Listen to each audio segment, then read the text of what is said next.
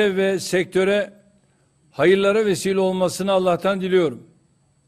Bu sabah erken saatlerde Amerika'dan uzaya gönderilen 5A uydumuzun yolculuğunun başarılı geçmesini ve belirlenen tarihte görevine başlamasını temenni ediyorum.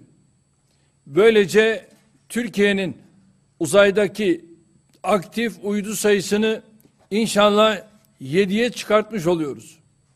Bir yandan da ekranlarda uydumuzun fırlatılış görüntülerini izliyorsunuz.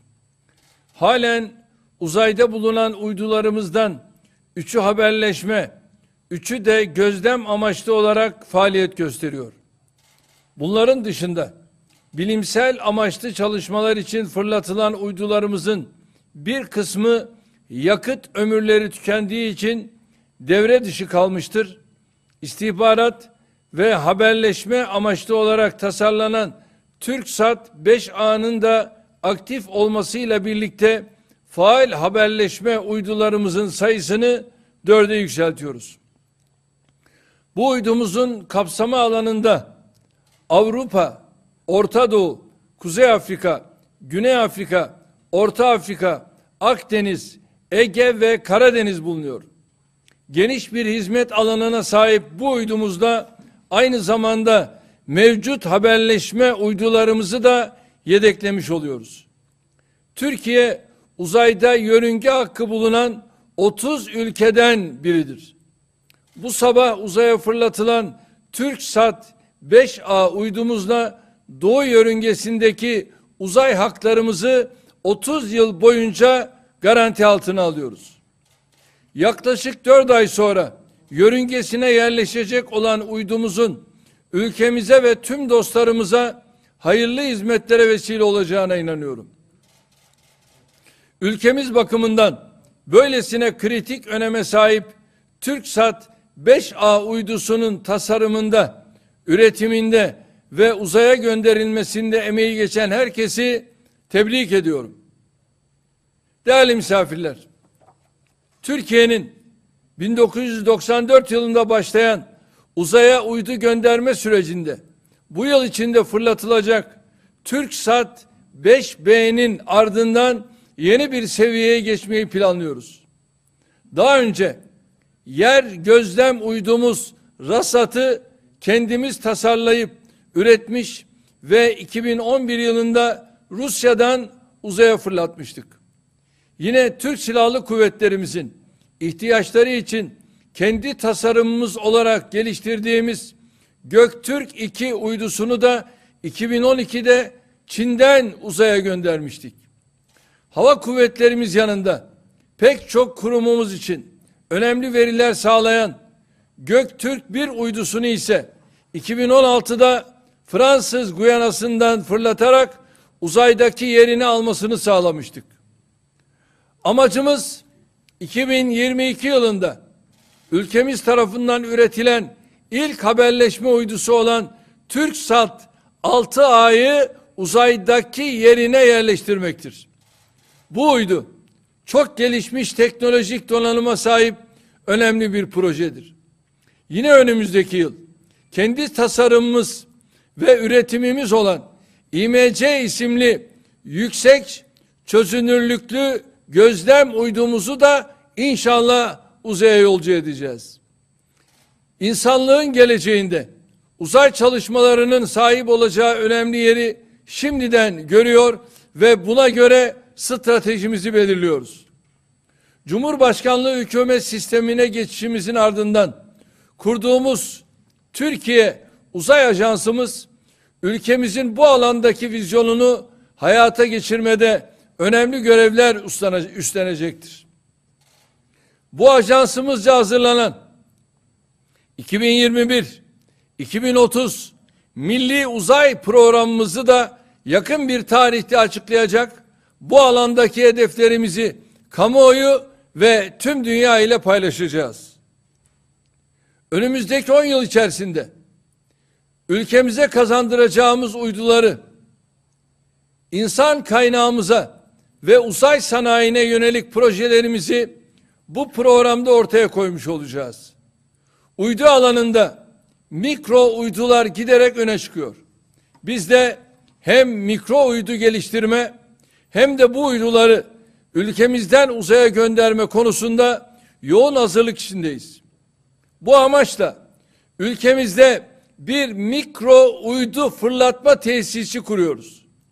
Kamu kurumlarımızın, üniversitelerimizin ve özel sektörümüzün uydu geliştirme faaliyetlerini destekliyoruz. Özellikle gençlerimizin bu konudaki heyecanlarını ve gayretlerini memnuniyetle takip ediyoruz. Haberleşmeden savunma sanayine, enerjiden çevrenin korunması ve şehircilik faaliyetlerinin takibine kadar geniş bir kullanım alanı olan uzay ve uydu teknolojileri alanında ülkemizi marka haline getirmekte kararlıyız. Dünyada bu alanda söz sahibi tüm ülkelerle ve kurumlarla da yakın işbirliği halindeyiz. Giderek geliştirdiğimiz altyapımızı kendimizle birlikte tüm dost ve kardeşlerimizin de istifadesine sunarak uzaydaki imkanlardan adil ve hakkaniyetli şekilde yararlanılabilmesini de sağlıyoruz. Büyük ve güçlü Türkiye hedefimizin önemli bir parçasını oluşturan uzaydaki varlığımızı, kabiliyetlerimizi ve etkinliğimizi artırma gayretlerimizi kesintisiz olarak devam ettiriyoruz. Aziz milletim, teknolojideki gelişmeler bireylerle birlikte toplumların ve devletlerin işleyişinde de köklü değişimlere yol açıyor. Geçmişte bilim kurgu hikayelerine veya filmlerine konu pek çok teknolojik araç ve imkan artık günlük hayatın bir parçası haline gelmiştir. Değişim öylesine hızla gerçekleşmiştir ki bugün 60'lı yaşlarda olan bizim kuşağımız en ilkelinden en gelişmişine tüm süreci bizzat görebilmiştir. Bugün 30 yaşın altındaki gençlere bizim aynı dönemlerimizdeki Türkiye'yi ve dünyayı anlatmak sanki asırlar öncesinden söz ediyor intiba veriyor. En basitinden eskiden dünyadan uzay gözetlenirdi, şimdi uzaydan dünya gözetleniyor. Dünya çevresinde dolaşan binlerce irili ufaklı uydu, kullandığımız telefondan sürdüğümüz araca, iş yerimizden evimize kadar hayatımızın her anında bize hizmet ediyor, yön veriyor.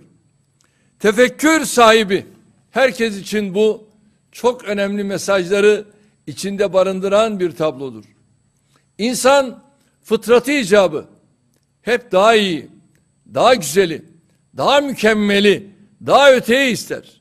Bunun içinde daha çok çalışır, daha çok mücadele eder, daha çok risk alır. Medeniyetler işte bu büyük mücadelenin sadece çıktılarından değil, esas olarak ruhundan doğar ve yükselir.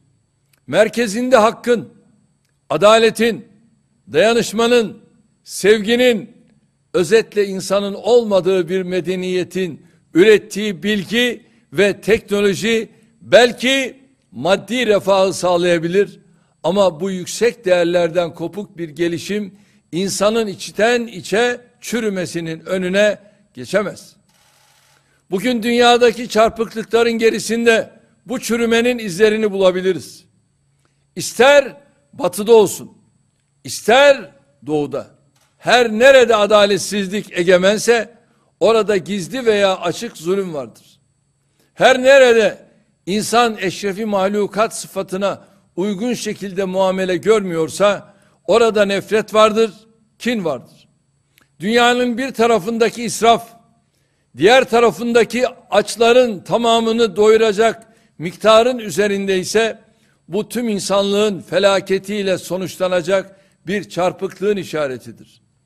Teknoloji insan merkezli, hak ve adalet temelli, ilk nefesini alan çocuktan son nefesini veren bireye kadar herkesi kucaklayan bir anlayışla inşa edildiği sürece hayırlı ve anlamlıdır. zulmü ve adaletsizliği artıran bir teknoloji, ister dünyada olsun, ister uzayda olsun, insanın düşmanıdır. Biz her konuda olduğu gibi teknoloji alanında da mücadelemizi mensubu olduğumuz kadim medeniyetin ve kadim kültürün çizdiği sınırlar içinde veriyoruz. İstikametimizi hırsımıza değil, aklımıza, nefsimize değil, vicdanımıza bakarak belirliyor. Kararlarımızı bu ölçüye göre veriyor. Adımlarımızı buna göre atıyoruz. Bu ilkeli ve onurlu duruşun bir bedeli varsa onu ödemekten de asla çekinmiyoruz. Türkiye'nin son dönemde verdiği tarihi demokrasi, kalkınma ve özgürlük mücadelesinin her safhası işte bu duruşta yürütülmüştür. Milletimizin bizden ne pahasına olursa olsun, refah ne pahasına olursa olsun güç değil, medeniyetimize ve tarihimize yakışır bir gayret geldiğine, medeniyetimize ve tarihimize yakışır bir gayret beklediğine inanıyoruz. Ülkemizin önüne koyduğumuz 2023 hedeflerini bu anlayışla belirledik. Gençlerimize de aynı anlayışla 2053 vizyonumuzu emanet ediyoruz. Şayet 2053'te Türkiye her alanda söz sahibi bir güç olacaksa bunu diğer insanların omuzlarına basarak, tepelerini çiğneyerek değil, onlarla birlikte başaracaktır. Şayet 2053'te Türkiye uzayda hakim bir güç haline gelecekse, bunu yerin ve göğün sahibinin emanetine hürmet idrakiyle yapacaktır. Bize düşen görev, her alanda olduğu gibi, uzay çalışmalarında da kendi faaliyetlerimizi ve yeni nesillere bırakacağımız mirası levh-i mahfuza uygun şekilde inşa etmektir. Gayret bizden, tevfik Allah'tandır. Bu duygularla bir kez daha sabah saatlerinde uzaya fırlatılan TürkSat 5A uydumuzun hayırlı olmasını diliyorum. Uydu teknolojileri haftasına görüşleri, değerlendirmeleri, teklifleri ve tenkitleriyle katkı sunan ve sunacak olan tüm katılımcılara teşekkür ediyorum. Hepinize sevgilerimi, saygılarımı sunuyorum. Kalın sağlıcakla.